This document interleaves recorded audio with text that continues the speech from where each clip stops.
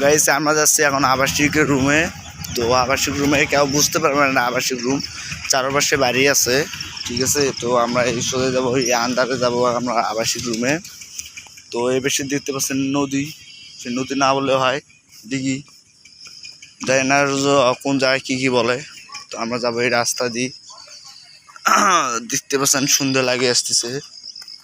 ভিডিওটা করা আপনারা যদি আবাসিক হোটেলে যদি আসতে যদি চান, ভিডিও বাইরে লিঙ্ক দেওয়া থাকবে, লিঙ্কে ইয়ে করবে, ঠিক আছে। তো আপনারা যে দেখতে পাচ্ছেন এটা আবাসিক রুম,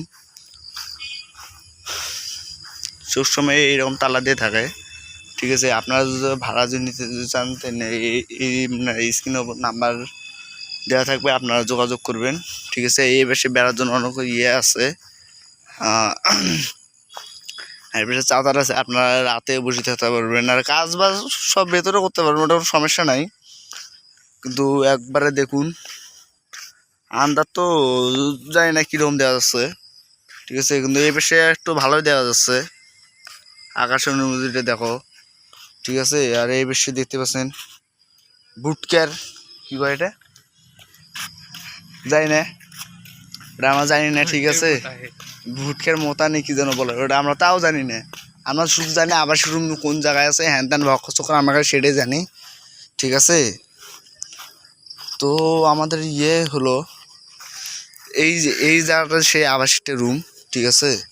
একটু কাছ থেকে দেখি, লোকজন দেখতেছে, ঠিক আছে। এই দেখুন আবাসিক রুম,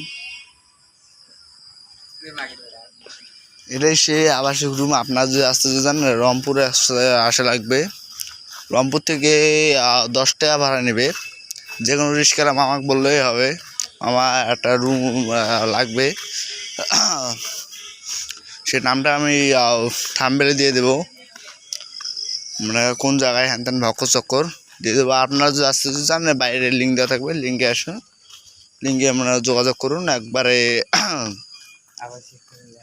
আবাসিক একবার হোটেলে আসতে পারবেন, ঠিক আছে। তাই এতে ভিডিওটা শেষ করলাম, আশা অনেক ভালো লাগবে। আর তারা চ্যানেল যে নতুন এসেছো তারা অবশ্যই সাবস্ক্রাইব করবেন, আর ভিডিওটা লাইক করতে ভুলবেন না। ওকে, বাই।